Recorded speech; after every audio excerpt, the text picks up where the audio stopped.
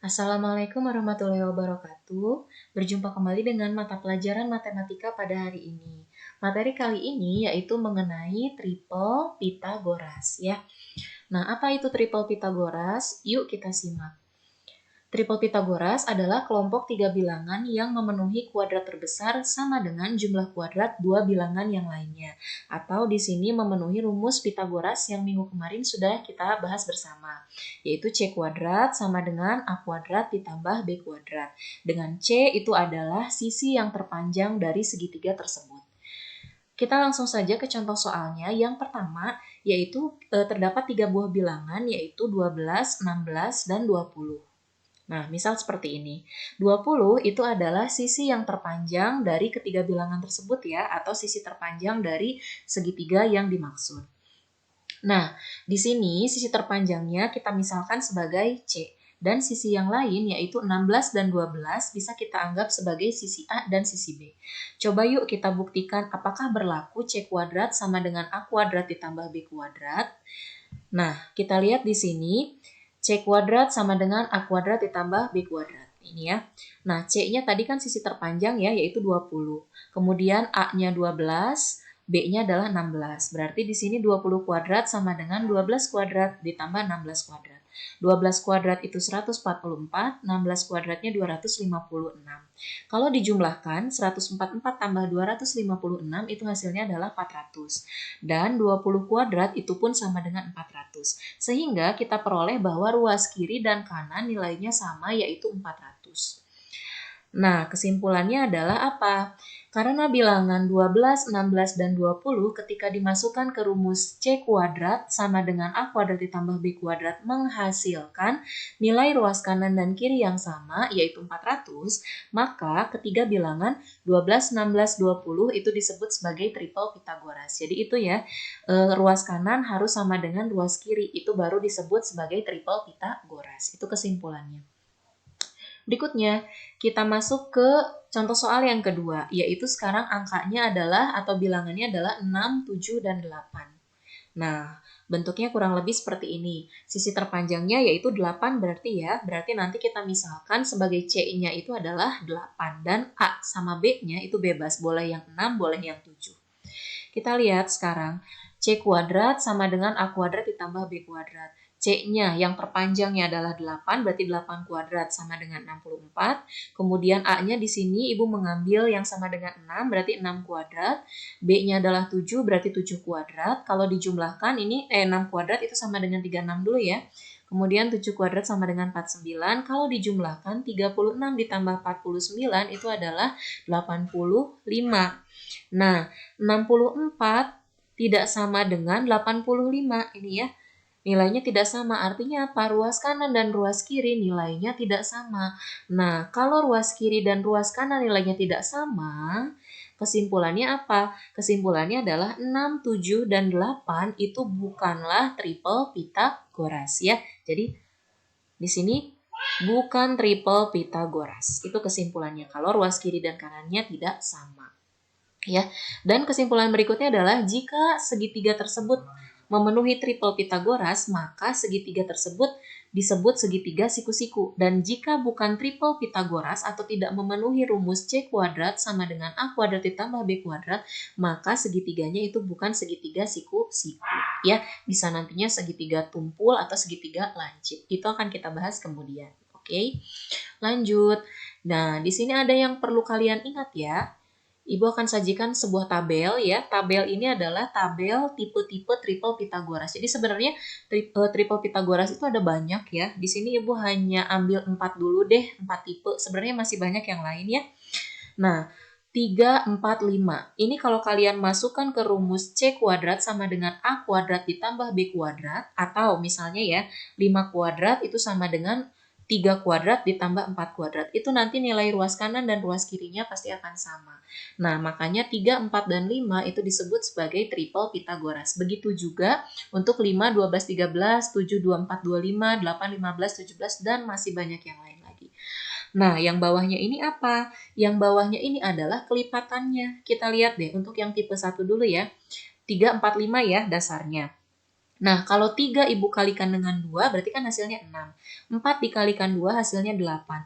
5 dikalikan 2 hasilnya 10. Berarti 6, 8, 10 itu juga termasuk ke dalam triple Pitagoras.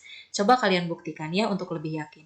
Sekarang, masih di tipe 1 ya. 9, 12, 15. 9 itu kan berarti 3 dikali 3, itu hasilnya 9. 4 kali 3 hasilnya 12. 5 dikali 3 hasilnya 15. Oh, berarti 9, 12, 15 itu kelipatan 3 dari 3, 4, 5. Dan ini berlaku seterusnya. Ini kelipatan 4, ini kelipatan 5, dan seterusnya masih banyak ke sini. Begitu juga untuk tipe 2, 3, dan 4. Kita coba untuk tipe 4. 8, 15, 17. Kalau Ibu kali 2 berarti kan 16, 30, dan 34. Ini pun memenuhi triple Pitagoras ya. Jadi yang perlu kalian ingat masih banyak lagi tipe triple Pitagoras selain yang dituliskan dalam tabel ini ya. Kalian coba googling sendiri ya. Itu akan bisa ditemukan banyak. Atau kalian bisa coba-coba satu persatu ya. Menggunakan rumus Pitagoras, C kuadrat sama dengan A kuadrat ditambah B kuadrat. Kalau ruas kiri dan ruas kanannya itu sama, hasil perhitungannya seperti tadi, berarti dia memenuhi triple Pitagoras. Ya. Berikutnya, di sini kita langsung ke contoh soal saja ya, penggunaan triple Pitagoras. Nah, diketahui segitiga siku-siku KLM. Oh, kalau dia siku-siku berarti dia sebenarnya udah berlaku ya triple Pitagoras. Seperti pada gambar berikut, tentukan panjang KL. Nah, ini KL. KL itu berarti tinggi segitiganya di sini ya. KM itu adalah sisi miring ya atau sisi terpanjangnya. LM itu adalah sama dengan 12. Dan yang ditanyakan adalah sisi yang lainnya atau sisi KL. Yang ditanyakan kan bukan sisi miring ya, yang ditanyakan adalah sisi tegaknya di sini ya. Berarti di sini kita menggunakan dua cara sebenarnya. Bisa menggunakan rumus teorema Pitagoras seperti yang pertemuan sebelumnya yang dihitung manual ya. Bisa juga menggunakan triple Pitagoras. Sebenarnya kalau kalian udah paham tentang triple Pitagoras, ini akan sangat cepat untuk mengerjakan soal ini ya. Nah, cara yang pertama dulu deh yang menggunakan rumus Pitagoras. Nah, ini mah tinggal dimasukkan saja ya, berarti KL kuadrat sama dengan KM kuadrat atau sisi terpanjang dikuadratkan dikurangi sisi yang lainnya dikuadratkan. Berarti karena yang ditanyakan bukan hipotenusa atau sisi miring, berarti rumusnya pakai yang dikurang ya. Itu sudah pernah Ibu bahas sebelumnya. Berarti 13 kuadrat dikurang 12 kuadrat. 169 dikurang 144 adalah 25. 25 itu masih KL kuadrat. Yang ditanyakan adalah KL, berarti tinggal diakarkan. Akar dari 25 itu sama dengan 5 cm. Itu menggunakan cara yang pertama. Sekarang kita mau coba pakai cara yang kedua yang menggunakan triple Pitagoras. Nah, di sini kita lihat tabel yang tadi ya. Ini sebenarnya buat patokan aja, kalian bisa cari yang lain lagi ya, yang lebih banyak. Oke, di sini kalian lihat ada angka 12 dan angka 13 ya.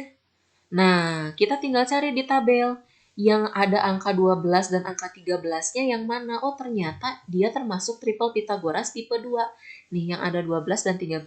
Yang lain kan nggak ada ya, yang 12, 13. Boleh deh kalau kalian udah isi penuh si tabel ini dengan kelipatannya juga nggak akan ada yang 12 dan 13 kecuali yang ini. Ya. Nah, karena ini udah ada 12 dan 13, berarti angka yang satu lagi berapa ini? Angka yang satu lagi adalah angka 5. Ya sudah, berarti kalau gitu panjang KL-nya pasti dia akan sama dengan 5 ya. Penjelasannya seperti ini. Nah, perhatikan tabel triple Pitagoras tipe 2, 5, 12, 13. Seperti yang tadi ya. Karena sudah diketahui bahwa pada soal panjang sisi KL itu 12 cm dan KM 13 cm. Maka berdasarkan tabel triple Pitagoras tipe 2 yang ini berarti ya, kita dapat kita tebak bahwa panjang sisi KL pastilah 5 cm. Jadi kalian gak usah ngitung lagi, cukup ingat-ingat atau hafalkan yang ada di tabel. Itu insya Allah bisa langsung menjawab ini ya. Jadi tanpa perlu dihitung seperti ini. Jadi kuncinya hafal triple Pitagorasnya itu berapa saja ya. Pada dasarnya cukup si tipe-tipe yang awalnya saja, tipe yang pertama ini ya yang kalian hafalkan, nanti kesananya untuk lipatannya bisa mengikuti. Itu ya. Kita coba ke contoh soal yang kedua nih. Nah, ini mulai soal cerita ya. Ini aplikasi sebenarnya dari Pitagoras untuk menyelesaikan soal-soal yang terkait dengan segitiga siku-siku. Seorang anak menaikkan layang-layang dengan benang yang panjangnya 26 meter. Jarak anak dengan permukaan tanah yang berada tepat di bawah layang-layang adalah 24 meter. Hitunglah tinggi layang-layang tersebut dari atas permukaan tanah jika anak tersebut meletakkan benang layang-layang di kakinya.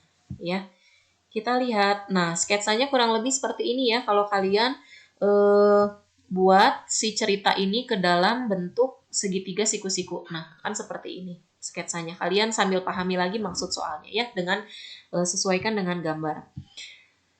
Nah, cara yang pertama ya dengan cara menghitung seperti biasa ya. Nah, di sini berarti 26 kuadrat dikurangi 24 kuadrat, itu hasilnya 676 kurangi 576 sama dengan 100, akar 100 adalah 10 meter. Nah, cara yang kedua, di sini lihat kembali tabel triple Pitagoras. Pada tabel tipe 2 terdapat triple 10, 24, 26 yang merupakan kelipatan 2 dari 5, 12, 13. Sambil lihat tabel ya kalian. Sehingga bisa langsung kita tentukan bahwa tinggi layang-layang dari permukaan tanah, nah ini udah ada 24, udah ada 26, ininya pasti besarnya adalah 10. Tahu dari mana? Lihat di tabel ya. Gitu. Satu soal lagi ya. Nah, di sini sebuah kapal berlayar sejauh 100 km ke arah barat. Ya, kalian bisa sambil lihat gambar.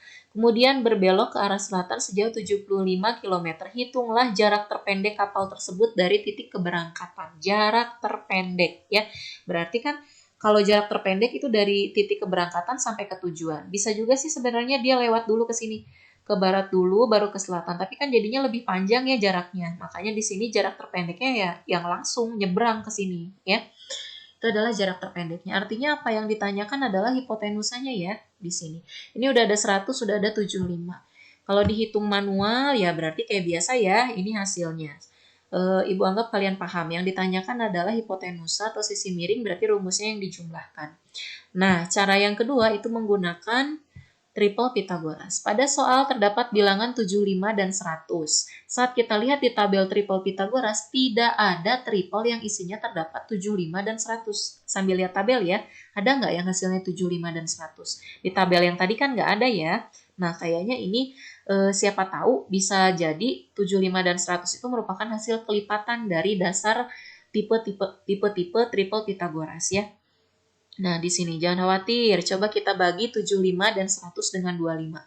75 dibagi dengan 25 kan berarti hasilnya 3 ya. 100 dibagi 25 hasilnya 4. Nah, ini. Diperoleh bilangan 3 dan 4. Lihat kembali pada tabel triple Pitagoras. Terdapat triple Pitagoras tipe 1 yaitu 3, 4, dan 5. Berarti satu bilangan lagi yaitu angka 5. Karena tadi kita membagi bilangan 75 dan 100 dengan 25. Nah, tadi kan 75 sama 100 dibagi 25 ya. Dapat 3 dan 4. Sekarang yang ada di tabel triple Pitagoras itu kan berarti 3, 4, dan 5. Karena yang tadi kita bagi 25 berarti si angka 5 yang kita peroleh dari triple Pitagoras itu kita kalikan juga dengan 25. Karena yang tadi kan dibagi 25. Nah, sekarang si angka 5-nya itu kita kali dengan 25. 5 kali 25 itu adalah 125. Jadi diperoleh triple Pitagorasnya adalah 75, 100, dan 125 yang merupakan kelipatan 25 dari triple 345. Ya, itu saja penjelasannya, cukup panjang ya. Ibu harap kalian bisa paham tentang apa yang Ibu jelaskan. Mohon maaf kalau terlalu cepat karena supaya video ini tidak terlalu besar juga ukurannya supaya kalian semua bisa menyaksikannya. Terima kasih, semoga bermanfaat. Assalamualaikum warahmatullahi wabarakatuh.